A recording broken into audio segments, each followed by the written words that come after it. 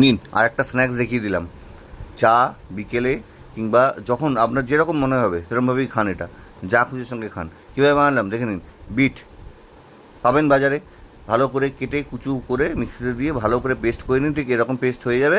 তারপর ছাঁকনি দিয়ে ছেঁকে কালারটা বার করে নিন, দেখুন লাল কালার একদম সুন্দর, এরকম কোনো ফুড কালার লাগবে না। তারপরে এটাকে আটার মধ্যে আপনি এটাকে মিশিয়ে দিন।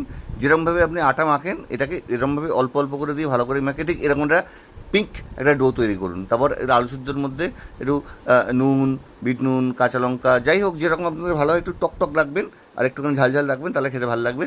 মাখানোর পরে ওই ডোটাকে নিয়ে ভালো করে একটা জায়গায় আমি বেলে নিয়েছিলাম। তারপরে ওই আলুটা উপরে চামচ দিয়ে হোক হাত দিয়ে হোক আপনার যেরকম সুবিধা হবে সেরকমভাবে মাখান। তারপরে ওটাকে একটু রোল করুন।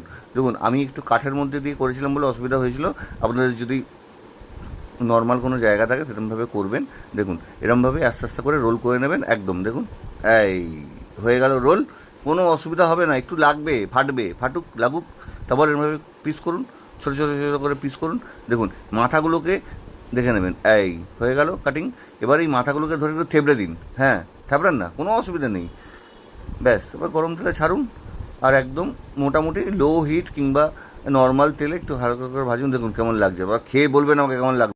একদম দেখুন ফাটবে ফুটবে, বাড়িওয়ালা বুঝবে, আপনি মজা নেবেন, খান। শুনুন আমি যে বিট গাজরের ক্যারামতি মেরেছি, এটা না মেরে খালি জল দিয়ে করলেও এরকমই হবে।